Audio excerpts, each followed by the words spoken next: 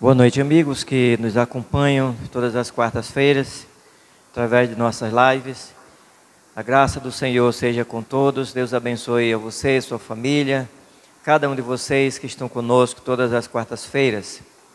Hoje nós estamos chegando ao último livro do Antigo Testamento, livro de Malaquias.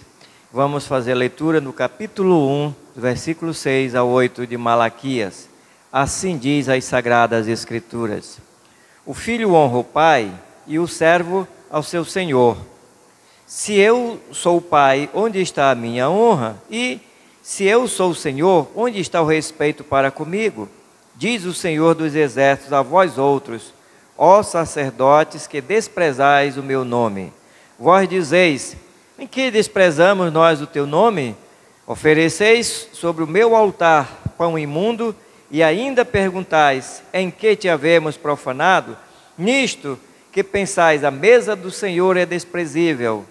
Quando trazeis animal cego para o sacrificardes, não é isto mal? E quando fazeis o coxo ou o enfermo, não é isso mal?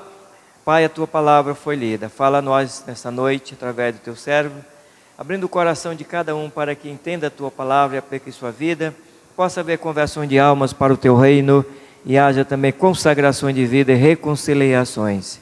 Te pedimos tua graça em nome de Jesus. Amém.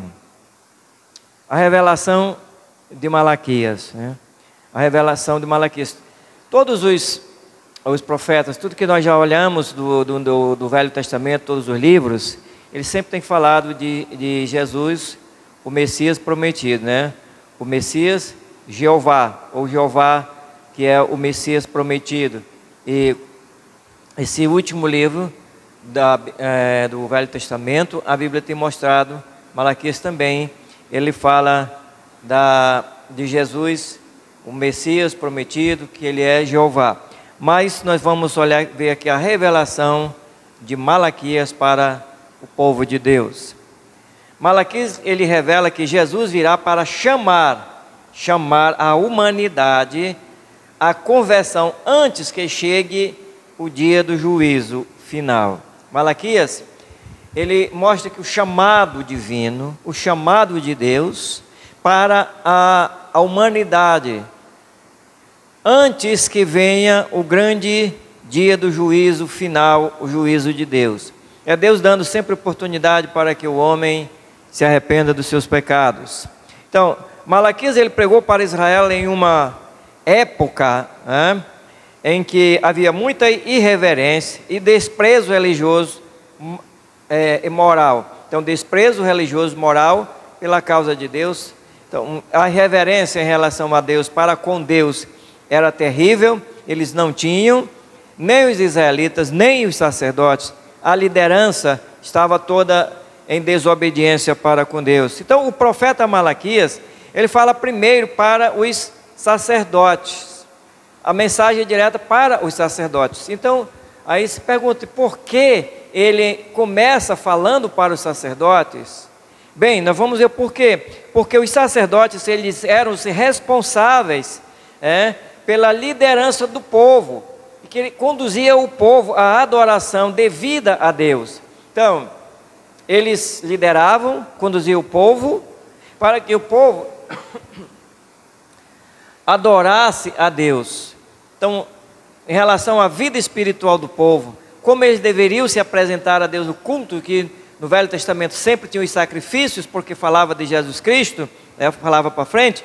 Então, eles lideravam o povo à adoração, que era devida somente a Deus.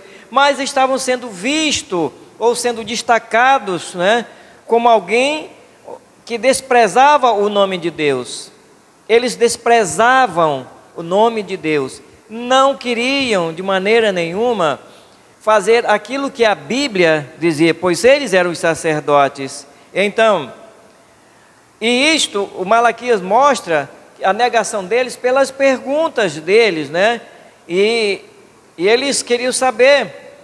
No versículo 6 ele diz, em que nós estamos fazendo isso? Olha só no versículo 6, e ele diz, e se eu sou o Senhor, onde está o respeito para comigo? Diz o Senhor dos Exércitos a vós outros, ó sacerdotes, que desprezais o meu nome. Aí ele diz assim: vós dizeis, em que desprezamos nós o teu nome? Então, eles mostravam o maior total desrespeito pelo nome de Deus. Através dessas perguntas, Malaquias mostra como é que eles estavam reagindo. Então nos diz a palavra de Deus: eles estavam oferecendo sacrifícios imperfeitos. Eles estavam oferecendo sacrifícios imperfeitos, que não eram para se oferecer, porque Deus, Ele exigia tudo perfeitamente, nada com defeito. Então, isso era proibido pelo Senhor, e era assim que eles estavam fazendo. Eles separavam animais cegos, coxos e doentes, e ofereciam os sacrifícios, liberavam isso para o sacrifício. Era assim que eles realizavam, e era assim que eles estavam fazendo, oferecendo algo cheio de defeitos, contra a palavra de Deus, contra aquilo que Deus estava proibindo. Então era o maior desrespeito. Começava pela liderança, os sacerdotes. Veja bem que a responsabilidade de quem está na liderança, quem está liderando o povo, é muito grande perante Deus, porque Ele é quem conduz o povo, Ele encaminha o povo para a adoração, para o culto a Deus. E se ele não tem reverência pelo nome de Deus, se esse líder não tem importância pelo nome de Deus, não vale para nada, muita coisa para ele, faz as coisas conforme a vontade dele, então o povo também vai errar. Deus manda que eles ofereçam ao governador, e Deus disse assim: agora vão e ofereçam isso aí ao governador. Isto era se referindo ao pagamento de impostos, que eles pegassem esses animais doentes e fossem levar como pagamento para o governador, como imposto, que o governo não queria de maneira nenhuma um animal doente para pagar imposto, porque isso não servia. Será que, Deus pergunta, será então que eles iriam se agradar? De maneira nenhuma. Então eles tinham mais medo de desagradar ao governador do que a Deus. Muitas das vezes isso acontece, de as pessoas quererem agradar mais aos homens do que a Deus, agradar mais amigos do que a Deus, lideranças que se comprometem com os homens, e esquecem de Deus, o comprometimento com Deus. Tem mais medo dos homens do que de Deus. Então, eles assim ofereciam dessa maneira. A pergunta é: e o que você está oferecendo a Deus, e como você oferece isso a Deus?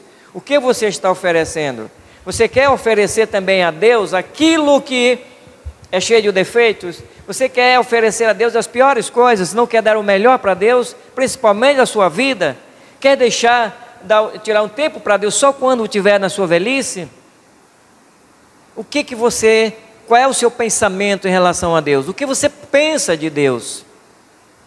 Os israelitas estavam sob a liderança desses sacerdotes, duvidaram que o Messias viria.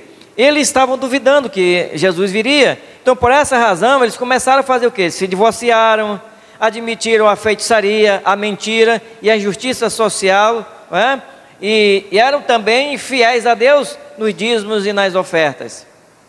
Em Malaquias capítulo 2, versículo 14 e 15, você vai encontrar isso aqui. Malaquias 3 e 10, versículo antes, você vai encontrar a infidelidade deles para com Deus, nos dízimos, nas ofertas. Mas aqui no capítulo 2, versículo 14 e 15, ele vai falar dessa infidelidade.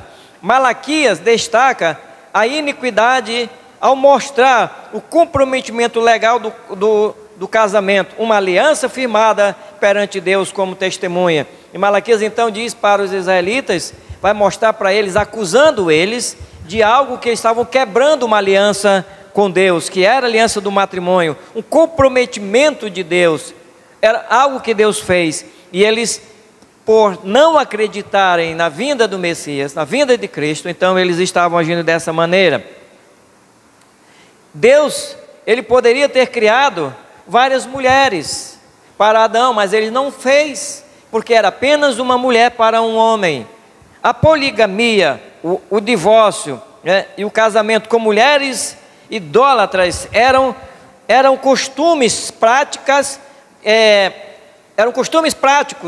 destrutivos para a nação, que sairia dela o remanescente fiel, na linhagem do Messias prometido, que era Jesus Cristo.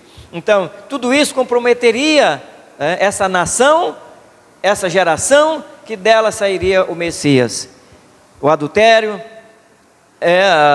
a poligamia, tudo isso, esses costumes terríveis, iriam manchar a nação de Israel. Então, a segurança que serve como alicerce para uma vida correta dos filhos, só pode estar ou ser encontrada no lar em que os pais são fiéis a Deus, e são fiéis um ao outro, ou seja, são fiéis, os cônjuges são fiéis um ao outro. Então, ele disse: olha, você é infiel para com a mulher da tua mocidade, você tem abandonado a tua mocidade. Naquela época, as jovens se casavam muito cedo, e até antes dos 15 anos estavam se casando. Então eles estavam buscando mulheres estrangeiras, deixando suas mulheres, e não estavam servindo a Deus. Então o profeta, ele observando a ameaça, a instituição divina, fundamentada no casamento, insiste para que nenhum marido seja infiel à esposa. E ele diz: Deus é testemunha que você foi infiel para com a tua mulher. Então veja bem, muitas das vezes pessoas hoje estão levando o casamento na brincadeira, não querem mais seriedade no casamento, e o casamento é uma aliança de Deus, e os israelitas estavam fazendo isso. E hoje, irmãos, muitos crentes estão imitando as pessoas, o mundo lá fora. O casamento não é mais algo sério, pode não ser sério para o ímpio. E eu quero dizer que para muitas pessoas que não são crentes, o casamento é algo muito sério. Então, a fidelidade conjugal é algo que a Bíblia requer, e que Deus está falando. Não só serve para o povo de Israel, não é só exigido do povo de Israel, mas também é exigido de todos nós hoje. E eles estavam com esses relacionamentos que estavam levando o povo a pecar contra Deus. Relacionamentos indignos, estavam deixando suas mulheres, e estavam passando isso para os filhos. E qual seria o resultado dessa nação? Então, irmãos, se nós não valorizarmos essa instituição que Deus criou, que é uma aliança de Deus para com o seu povo. Deus criou um homem, criou uma mulher, e casou Adão e casou Eva. E esses dois se casaram, foi Deus quem fez o casamento deles e abençoou esse casamento. Nós devemos permanecer firmes, ensinando os nossos filhos, passando para as gerações vindouras, o valor do casamento. O problema não está no casamento, o problema está no ser humano. O casamento Deus fez para ser uma bênção. O casamento não é o problema é o homem. São dois seres humanos, duas pessoas diferentes, pensamentos diferentes, que vão se unir, mas se observar a palavra de Deus, vão viver juntos, e vão viver alegre e satisfeito, porque é bênção de Deus. Então veja bem, o casamento é monogamo, a Bíblia está mostrando isso. Então Deus abençoa o homem e a mulher. Deus não abençoa um homem com duas mulheres, nem uma mulher com dois maridos, porque isso não é da vontade de Deus. E o que Deus quer a Ele é fidelidade. Deus quer comprometimento com Ele. Como crente, você deve comprometer-se com Deus. Se você ainda não é um crente em Jesus Cristo, lembre-se disso, que Deus, Ele chama você, te dando ainda a oportunidade para que você volte-se para Ele enquanto há tempo, antes que chegue o grande e terrível dia do juízo final.